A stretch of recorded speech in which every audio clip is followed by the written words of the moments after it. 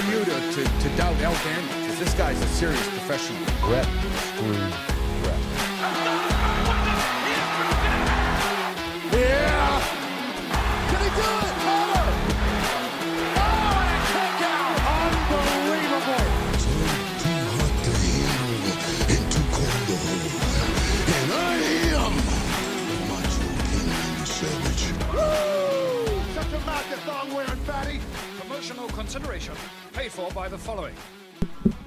Hey, yo, Pro Wrestling Podcast listeners, welcome to the show where we don't sing it, we bring it. Help us out and click subscribe to show your support. People, are you sick and tired of dropping $60 to $100 for the latest and greatest wrestling video game? Stop immediately. Go to Wrestler Unstoppable, available exclusively through Facebook.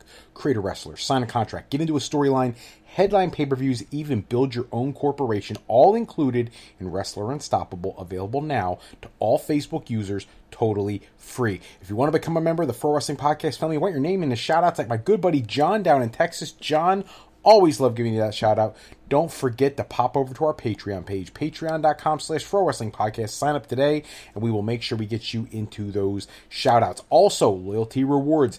$15 a month contributor, you can host a live episode with myself. $7.50 a month contributors enter into a drawing to also co-host a live show. Hello, everybody. Welcome to this episode of the Pro Wrestling Podcast. If you've got questions, you've got comments, something you want me to touch on in the future episode, pop over to the Pro Wrestling Sound Off line. Drop us a call at 267-642-1160.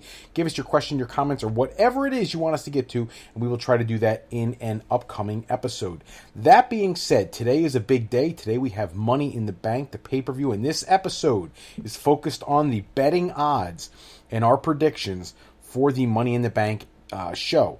Let's get started right away because it's 4:20 where I'm at right now, and that means the show is going to start in about 2 hours. And what we want to do is make sure we get our predictions out there. Let's just see how accurate we get. By the way, got to throw a shameless plug in here for anybody who's a huge fan of wrestling and wants to get a little more involved in almost like the fantasy leagues of wrestling. Wrestle Talk News has a program called Wrestle League where you can pop in, make predictions. It runs every quarter, and then they tally points, and you can win some great prizes and things totally free. You should check that out if you want to get in on the being the booker and predicting all the wins, losses, etc. across all the pay-per-views for WWE and for AEW. I would heavily encourage you to check out WrestleZone.com's Wrestle League. I'm involved right now in 11th place. I'm loving that. It's a really cool way to become more interactive with the wrestling world. What a cool program. Thank you to Wrestle Talk for that. Jumping into the predictions, I'm going to start at the women's Money in the Bank ladder match. The field is interesting to me because I don't think anybody believes that Io Sky, Naomi, or Zoe Stark have a shot. Then you have a selection of the audience that feels that Lyra Valkyria, who is very strongly booked in the Queen of the Ring tournament, may be the one to get an opportunity here. I don't think it's her time. I think they should have maybe given her the Queen of the Ring. But since they didn't do that, this I don't think is the right feel, the right vibe. Which leaves you with two people. Chelsea Green, who right now is a plus 110 underdog, to Tiffany Stratton's negative 200 odds-on favorite to win. If you would have asked me 3 months ago who would win Women's Money in the Bank, the minute Tiffany Stratton debuted on the main roster, I would have said it would have been her, strap a rocket to her, take her to the moon. She is very Trish Stratus-esque in her presentation. Her skill set is phenomenal. Her gymnastics background has done wonders for her, and she's able to do things that some of these other girls are not able to do. That being said, I believe that what they need to do is take what they have right now, which is huge fan response to Chelsea Green and Piper Niven. I would not be surprised if Chelsea Green walks out tonight with the Women's Money in the Bank briefcase, probably due to the assistance of Chelsea Green. Now, one of the other interesting things that comes into play here is the fact that in Canada today, and doing media appearances and signings and whatnot for WWE, is Trish Stratus. Now, if anybody remembers last year, Trish Stratus' last appearance is when she turned on Zoe Stark. Maybe that ties in tonight. Maybe Stark is going for the briefcase, and Trish causes the interference, costs her the match, and Stratton ends up getting the briefcase. Maybe it has nothing to do with the actual win. Maybe it's just something to take Zoe out of the match altogether, or perhaps Zoe gets jumped in the back and has to be replaced by somebody, and last minute they insert Trish Stratus into that equation, I would love that option because I think that would really pop the Canadian crowd. But any way you cut this, I think Tiffany Stratton walks out as the Women's Money in the Bank winner. I'm going with the odds makers. I'm agreeing that Tiffany Stratton will be the winner. Moving into the 6-man tag team match, the Bloodline versus Randy Orton, Cody Rhodes, and Kevin Owens. The Bloodline is the minus 450 heavy favorite. I'm just going to say the only way I can. We need to set up a feud for SummerSlam. We need to strategically position the Bloodline as a credible threat to anyone on the roster. I think you can accomplish both here. I feel like it's a rush, but I think if we have tonight be the night that Randy Orton turns on Cody, you would have that as your main event at SummerSlam. I know there's a huge segment of the audience that would like to wait and postpone that to Mania.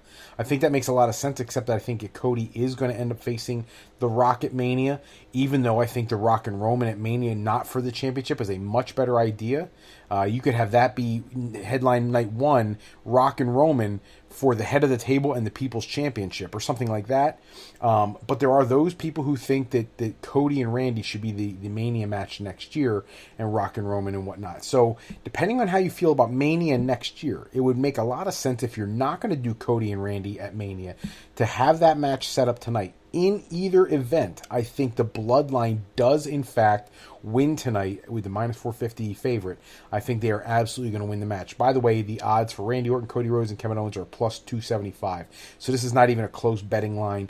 I would be absolutely shocked if Cody Rhodes' team came out with a win tonight.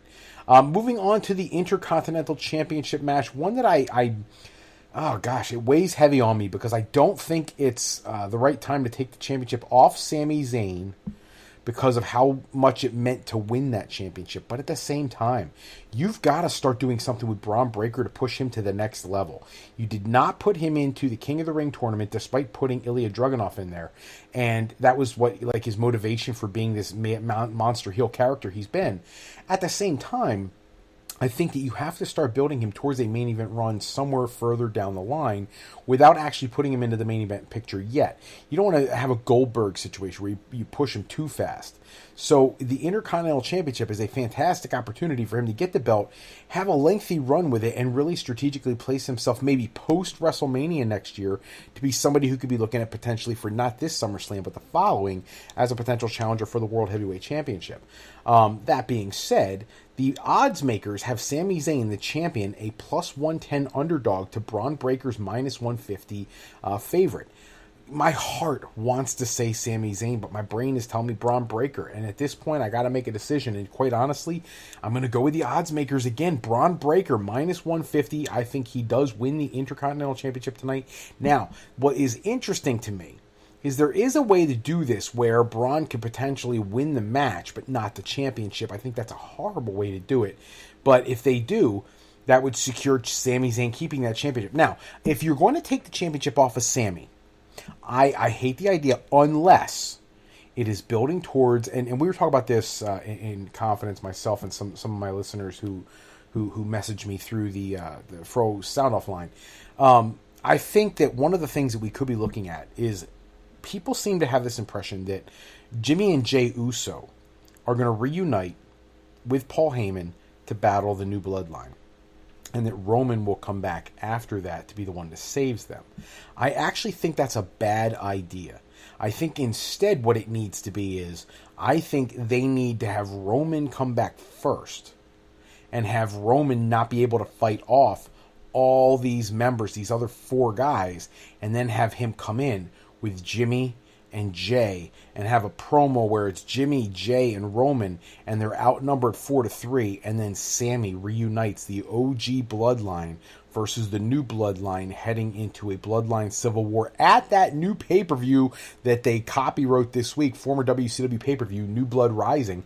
I think that would be a great opportunity to have an 8-man tag. Now, where The Rock plays into this, or Zilla Fatu, or any of the other Samoans that could become a part of this, who knows?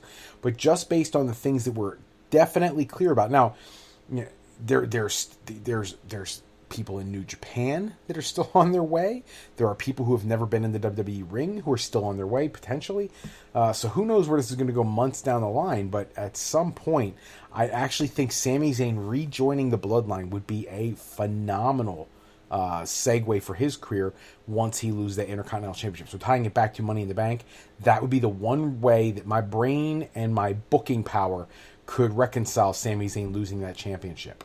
Moving on to the World Heavyweight Championship. Damian Priest, the minus 200 favorite to Seth Rollins, is plus 150.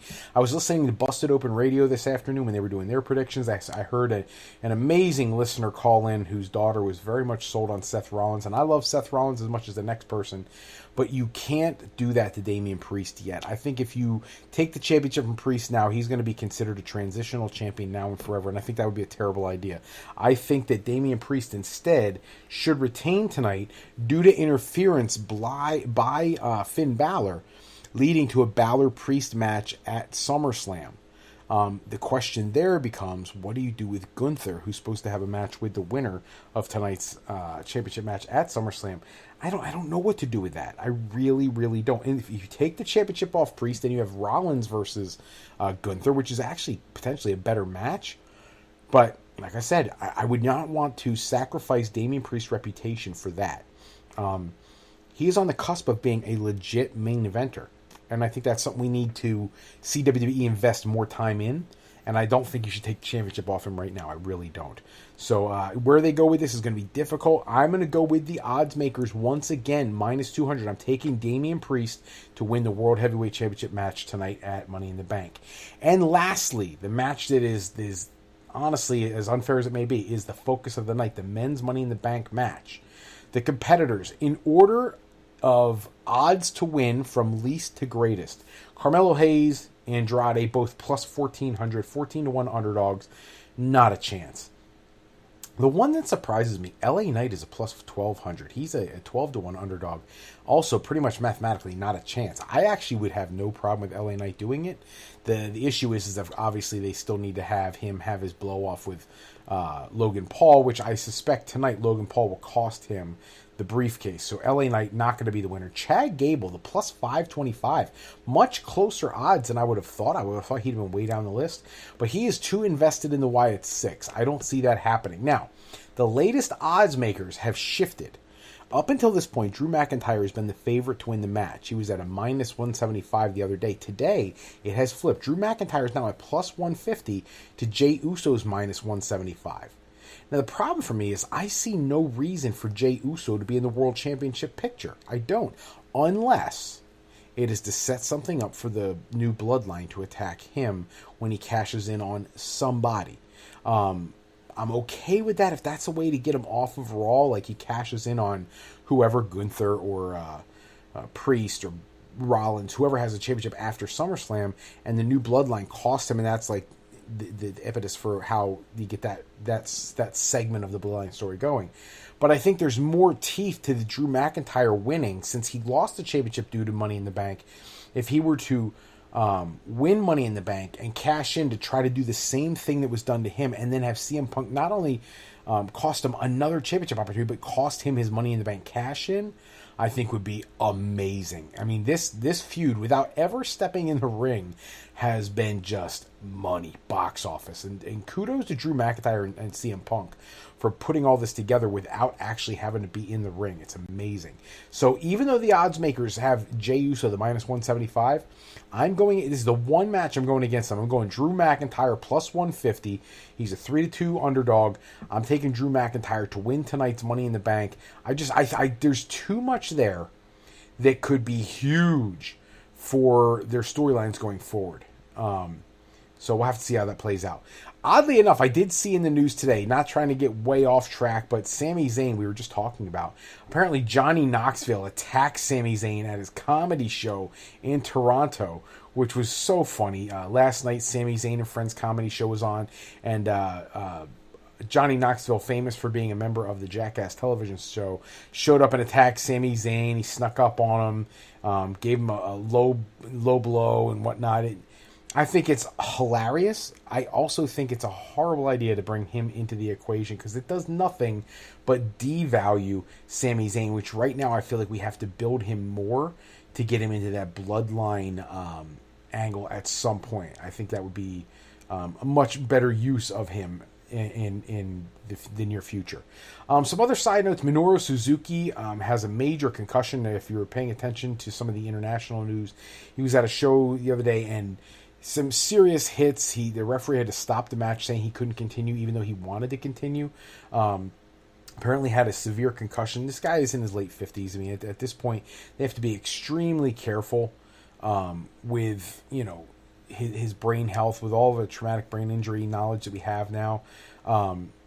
So I think it's a good thing they took precaution. But, well wishes for a speedy recovery to Minoru Suzuki, genuinely one of the toughest guys ever in the business.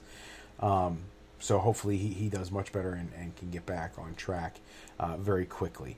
And that's going to do it for this episode of the Fro Wrestling Podcast. Remember what I said. If you have questions or comments or anything like that, drop us a line at the Fro Wrestling Sound Off line 267-642-1160, and we'll get to those in a future episode. That's all the time we have for this episode. Check back with us next time. We'll run down the latest wrestling news and rumors. Special thanks goes out, as always, to bensound.com and purpleplanet.com. They produce any music or sound effects that we use in our shows. Today's show is sponsored in part by Beazle Games. Bringing a new friend to family game night is easy with sketchy people. Showcase your artistic side in this game from Beazle Games by going to thegamecrafter.com and picking up your copy today. If you're looking for your next career move, maybe you're considering college or university life, maybe you just need some formal training for your next career decision, go to our other website, frolifeplanning.com, for all your higher education needs, as Fro Life educational planning is for today, for tomorrow, and for life with Fro Life. I'm Fred Froelich, better known as Dr. Fro. I want to thank you for taking a few moments with us today. Till next time, take care, everybody. Have a great night.